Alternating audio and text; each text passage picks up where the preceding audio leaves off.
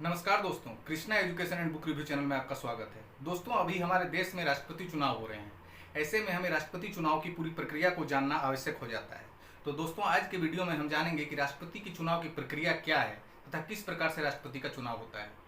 तो चलिए दोस्तों, हम लोग सबसे पहले जानते हैं कि यदि कोई व्यक्ति भारत का राष्ट्रपति बनना चाहता है या राष्ट्रपति होना चाहता है तो उस व्यक्ति में क्या योग्यताएं होनी चाहिए। हमारे संविधान के आर्टिकल 58 में जो भी व्यक्ति भारत का राष्ट्रपति बनना चाहता है उसके लिए कुछ योग्यताएं निर्धारित की गई है। जो योग्यताएं इस प्रकार हैं। उस व्यक्ति को भारत का नागरिक होना अनिवार्य है, यानी उसे भारत का नागरिक होना चाहिए। वह अपनी उम्र का 35 वर्ष पूरा कर चुका हो तथा वह लोकसभा का सदस्य निर्वाचित होने की अर्हता रखता हो, यानी योग्यता रखता हो।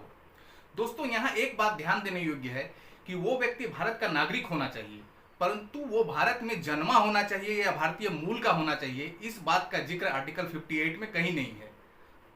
तो यहाँ दोस्तों क्लियर है कि उस व्यक्ति को भारत का नागरिक होने के साथ साथ 35 वर्ष की उम्र पूरी होनी चाहिए और वो लोकसभा का सदस्य निर्वाचित होने की योग्यता रखना चाहिए। तभी वो व्यक्ति भारत के राष्ट्रपति पद के लिए उम्मीदवार हो सकता है।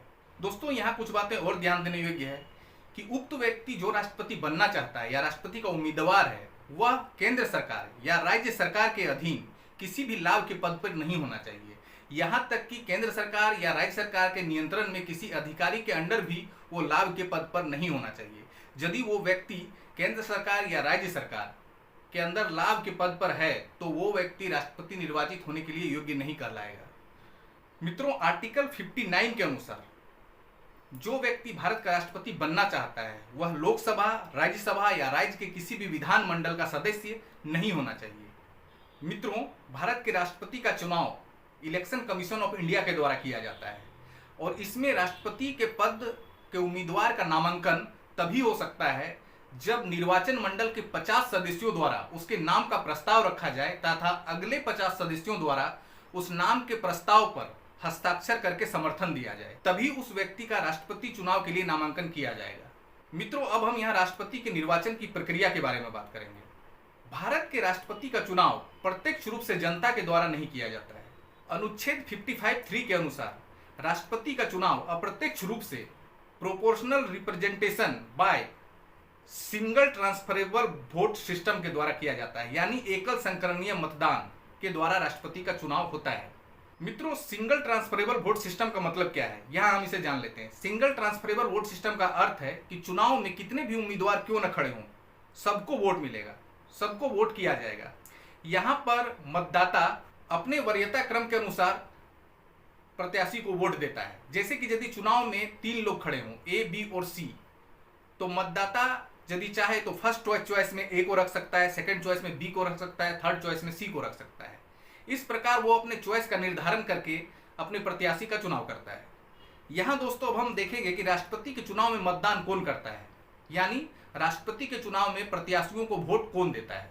मित्रों, आर्टिकल 54 के अनुसार राष्ट्रपति के निर्वाचन मंडल में, अर्थात जो मंडल राष्ट्रपति का निर्वाचन करेगा उसमें कौन लोग शामिल हैं, इस बारे में हम चर्चा करते हैं।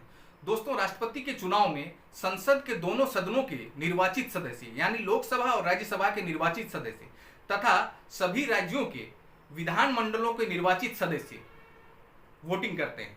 यहाँ दोस्तों मनोनीत सदस्यों को वोटिंग करने का अधिकार नहीं होता है।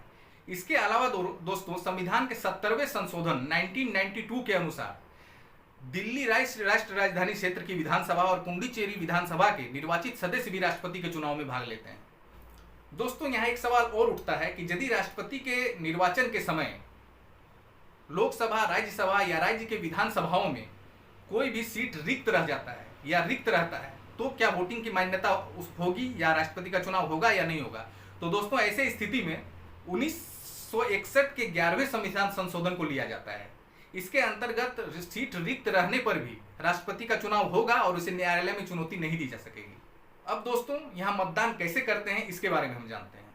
मित्रों, निश्चित तिथि में निर्वाचन मंडल के सदस्य अपने अपने सदन में ही अपने अपने प्रत्याशियों को मतदान करते हैं। इन्हें जो मतपत्र दिया जाता है उसमें सभी प्रत्याशियों के नाम लिखा होता है। मतदाताओं को प्रत्येक प्रत्याशी के आगे अपना चॉइस लिखना पड़ता है, यानी फर्स्ट चॉइस उनका कौन सा कैंडिडेट है, सेकंड चॉइस कौन सा कैंडिडेट है, थर्ड चॉइस कौन सा कैंडिडेट है। जैसे कि यदि 3 कैंडिडेट खड़े हैं, ए, बी और सी, और कोई मतदाता है तो वो उसे अपने वरीयता क्रम के अनुसार कोई बी को वरीयता पहले देगा, मतलब फर्स्ट चॉइस में रखेगा, कोई ए को फर्स्ट चॉइस में रखेगा, कोई सी को फर्स्ट चॉइस में रखेगा, फिर सेकेंड चॉइस में भी किसी को रखा जा सकता है, फिर थर्ड चॉइस में भी किसी को रखा जाता है। इस प्रकार से राष्ट्रपति के चुनाव में प्रत्याशियों की वरीयता मतदाताओं द्वारा निर्धारित की जाती है। राष्ट्रपति का चुनाव खुला मतदान न होकर गुप्त मतदान होता है। अब दोस्तों हम राष्ट्रपति चुनाव के मतगणना की प्रक्रिया को देखते हैं। मतगणना कई चक्रों में होती है। प्रथम चक्र में पहली प्राथमिकता को ही गिना जाता है। यदि इस चक्र में ही किसी उम्मीदवार को निर्धारित कोटा से अधिक मत मिल जाते हैं तो उसे विजय घोषित कर दिया जाता है। यदि प्रथम चक्र में किसी भी उम्मीदवार को निर्धारित कोटा प्राप्त नहीं होता है तो द्वितीय चक्र चलाया जाता है। इसमें उम्मीदवार को मिले द्वितीय प्राथमिकता को गिना जाता है। ऐसे अवसर में यह देखा जाता है कि किसी उम्मीदवार को मिले मत बहुत कम है या उसके विजय होने की चांसेस नगण्य हैं, तो उसके द्वितीय वरीयता के मतों को अन्य उम्मीदवारों को ट्रांसफर कर दिया जाता है, हस्तांतरित कर दिया जाता है। यदि इस चरण में कोई उम्मीदवार निर्धारित कोटा पूरा कर लेता है तो उसे विजयी घोषित कर दिया जाता है। यह मतगणना और हस्तांतरण का दौर तब तक चलता रहता है जब तक कोई उम्मीदवार अपने निर्धारित कोटा के अनुसार मत प्राप्त न कर ले और विजयी न हो जाए। तो दोस्तों अब हम यहाँ देखेंगे कि एमएलए या एमपी के मतों का मूल्य निकालने का, वोट वैल्यू निकालने का क्या तरीका है। तो दोस्तों हम यहाँ एक एमएलए के मत का मूल्य निकालते हैं। इसे निकालने के लिए मित्रों सबसे पहले उस राज्य की जनसंख्या को उस राज्य के विधानसभा के निर्वाचित सदस्यों की संख्या से भाग देना पड़ता है और इसे फिर 1000 से हम भाग देने पर हमें एक एमएलए के वोट का वैल्यू प्राप्त हो जाता है। यहाँ मित्रों एक बात ध्यान देने योग्य है कि ये जनगणना 1971 की जनगणना के आधार पर ही यहाँ पर जनसंख्या निर्धारित की गई है, जो 2026 तक लागू रहेगी। 2026 के बाद ही इसमें कोई परिवर्तन होगा। अब दोस्तों हम यहाँ एक एमपी के वोट का मूल्य निकालते हैं। एक एमपी के वोट का मूल्य निकालने के लिए हमें राज्य के विधानसभाओं के कुल निर्वाचित सदस्यों को निर्धारित किए गए कुल मतों की संख्या को हम संसद के कुल निर्वाचित सदस्यों की संख्या से भाग दे देते हैं। इस प्रकार हम जो संख्या हमें मिलती है वो एक एमपी के मत की संख्या होती है, यानी उसके मत का वैल्यू होता है। अब दोस्तों यहाँ हम कुछ प्रमुख तथ्यों के बारे में बात कर लेते हैं। मित्रों भारत में पहला राष्ट्रपति चुनाव मई 1952 को हुआ था, जिसमें डॉक्टर राजेंद्र प्रसाद राष्ट्रपति निर्वाचित हुए थे। के.आर. नारायण भारत के प्रथम दलित राष्ट्रपति थे।